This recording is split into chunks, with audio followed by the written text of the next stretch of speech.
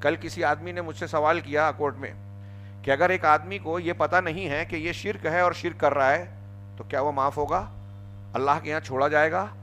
تو میں نے جواب دیتے ہوئے سورہ اعراف کی قرآن کی آیت سے استدلال کیا، وَإِذْ أَخَذَ رَبُّكَ مِن بَنِي آدَمَ مِن ظُهُورِهِمْ ذُرِّيَّتَهُمْ وَأَشْهَدَهُمْ عَلَىٰ أَنفُسِهِمْ قَالَ أَلَسْتُ بِرَبِّكُمْ قَالُوا بَلَىٰ۔ ہاں، اس آیت میں اور پھر آگے اس آیت میں اللہ تبارک تعالیٰ نے کہا کہ یہ ہم نے آدم کی پیٹھ سے تمہیں نکال کر روحوں عالم ارواح میں جو عہد و پیمان لیا، اس عہد و پیمان کے لینے کا مقصد ایک یہ ہے کہ قیامت کے دن تم نہ یہ نہ کہہ سکو لِأَلَّا تَقُولُوا يَوْمَ الْقِيَامَةِ إِنَّا كُنَّا عَنْ هَذَا غَافِلِينَ، کہ ہم تو اس سے غافل تھے، ہم کو پتہ نہیں تھا۔ اس آیت سے صاف صاف پتہ چلا کہ توحید کے معاملے میں، عقیدے کے معاملے میں قیامت کے دن اللہ کے پاس یہ بہانہ، یہ عذر نہیں چلے گا کہ مجھے معلوم نہیں تھا۔ ذہن و دماغ میں بٹھا لیجئے، شرک اور توحید کا، عقیدے کا سیکھنا ہر مسلمان مرد عورت پر لازم، فرض اور ضروری ہے۔ جیسے نماز آپ پر، ہم پر فرض ہے اور فرض ہونے کی وجہ سے نماز کا سیکھنا ضروری ہے، ایسے توحید کا اختیار کرنا اور شرک سے بچنا ہر بندے کو جہنم سے بچنے کے لیے ضروری ہے۔ اللہ تعالیٰ نے دنیا میں ہم کو پیدا اسی مقصد کے تحت کیا، زمین و آسمان کی تخلیق اسی لیے کی، جنت و جہنم کو بنایا اس لیے کہ شرک جو کرے گا وہ جہنم میں جائے گا، توحید جو اختیار کرے گا جنت میں جائے گا۔ تمام انبیاء کی دعوت کا آغاز، انجام اور خلاصہ یہی توحید کا حکم دینا، شرک سے بچانا۔ اب ہم اگر یہ کہیں کہ ہمیں توحید اور شرک کے مسائل معلوم نہیں تھے اس لیے ہم نے شرک کر لیا، اللہ نے کہا ایسا نہیں چلے گا۔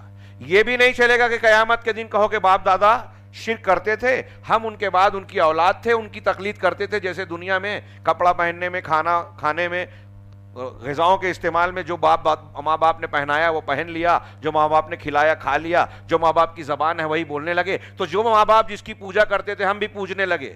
یہ جواب بھی نہیں چلے گا۔ قرآن نے آگے کہا نہ تقلید کا عذر چلے گا، نہ جہالت کا عذر چلے گا۔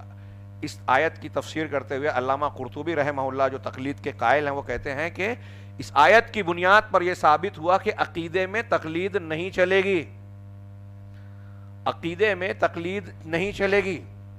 ہر انسان عالم ہو یا جاہل جب مرے گا تو قبر میں 3 سوال ہوگا، ہم اور آپ جانتے ہیں۔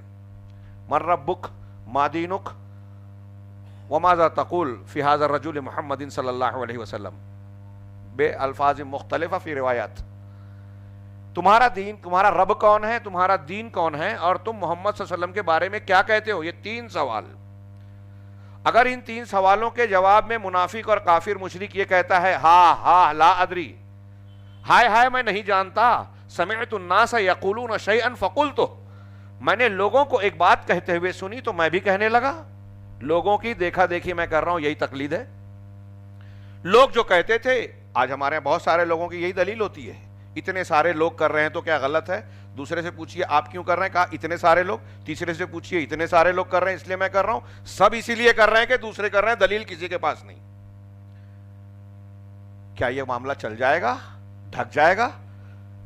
فرشتے کہہ رہے ہیں، قرآن و حدیث کی میں سمجھتا ہوں اس حدیث میں کسی مسلک والے کو اختلاف ہوگا نہیں، جو عذاب قبر کے منکرین حدیث ہیں ان کی بات نہیں کرتا۔ فرشتوں کے جواب میں کافر منافق کہیں گے ہمیں نہیں پتا، لوگوں کو کہتے ہوئے سنا تو ہم نے بھی کہا۔ فرشتے جواب کیا دیں گے منکر نکیر؟ لا دریتا ولا تلیتا، نہ تنہیں جانا نہ تنہیں پڑھا۔ اور پھر اس کو عذاب کا سلسلہ شروع ہو جائے گا، وہ ایسی چیخ مارے گا کہ اگر وہ انسان اور جنات سن لے تو برداشت نہیں کر پائیں گے، اپنے مردوں کو دفن نہیں کریں گے، حدیثوں میں کہا گیا۔ فرشتے کیا کہیں گے؟ نہ تو نے جانا نہ پڑھا، اور عذاب کا مستحق مانا جائے گا اس کو۔ اس کا مطلب یہ ہوا کہ من ربک، تمہارا رب کون ہے، تمہارا دین کیا ہے، محمد صلی اللہ علیہ وسلم کے بارے میں کیا کہتے ہو، ان سوالوں کا جواب سیکھنا ہر مرد اور عورت پر، ہر عام اور خاص پر فرض ہے، لازم ہے۔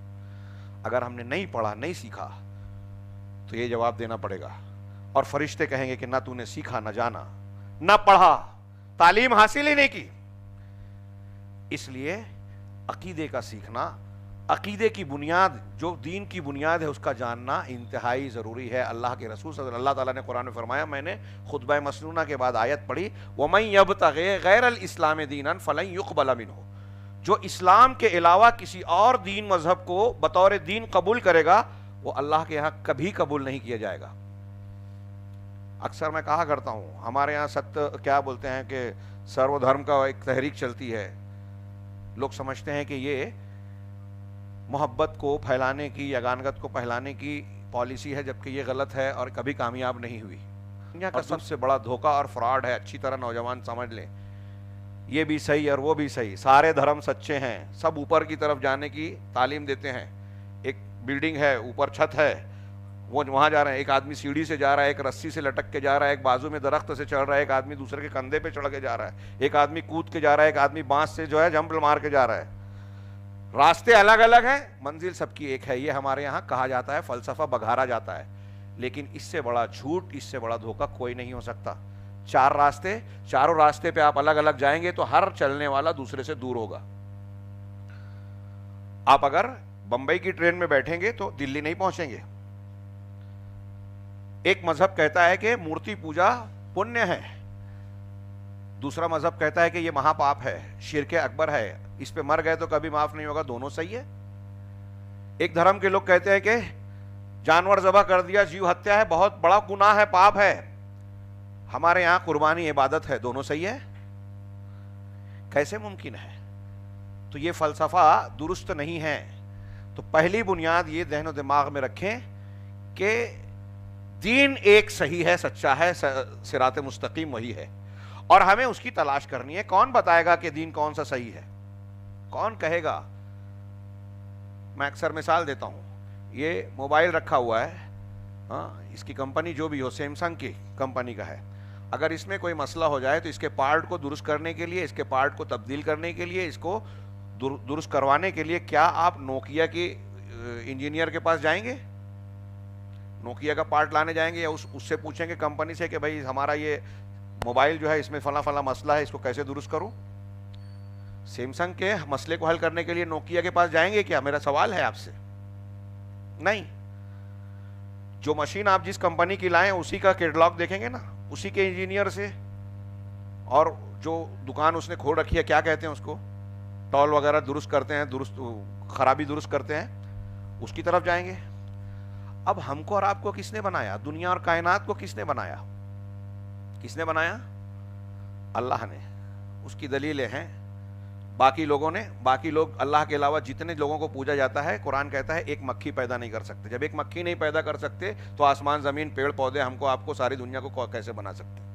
تو اللہ نے پیدا کیا، اب بنایا ہم کو اللہ نے، آسمان زمین کو اللہ نے بنایا، تو یہ دوسرے لوگ بتائیں گے کہ کیوں پیدا ہوئے، ہمارا پیدا ہونے کا مقصد کیا ہے، مر کے ہم جائیں گے کہاں؟ کون بتائے گا؟ جس کمپنی نے بنایا اسی نے وہی بتائے گا نا۔ تو اللہ نے ہم کو پیدا کیا، پروردگار رب العالمین اللہ ہے، وہ بتائے گا کہ ہم کو کیوں پیدا کیا، کہا کیوں پیدا کیا، سوال کیا، جواب دیا، وما خلقت الجن والانس الا لیعبدون۔ جن و انس کو اس لیے پیدا کیا کہ صرف میری عبادت کرے، توحید اختیار کرے۔ پوچھا کہا گیا کہ دنیا میں بہت سے دھرم ہیں، مذہب ہیں، پروردگار رب العالمین تیرا پسندیدہ مذہب کون سا ہے؟ تو جواب آیا قرآن میں، ان الدین عند اللہ الاسلام، اللہ کے نزدیک پسندیدہ دین اسلام ہے۔ کیا دوسرے مذہب پہ بھی ہم چل جائیں تو کام چل جائے گا؟ دین نہ سیکھیں، ماحول کو دیکھ کر کہ اکثریت یہ مان رہی ہے، فلاں لوگ یہ مذہب مانتے ہیں، ہم بھی مان لیں، چلے گا؟ تو جواب آیا، وَمَن يَبْتَغِ غَيْرَ الْإِسْلَامِ دِينًا فَلَن يُقْبَلَ مِنْهُ، جو آیت میں نے پڑھی تھی کہ جو اسلام کے علاوہ کوئی اور دین اختیار کرے گا، بطور دین مذہب کے اختیار کرے گا، فَلَن يُقْبَلَ مِنْهُ، تو اس سے یہ دین مذہب ہرگز قبول نہیں کیا جائے گا۔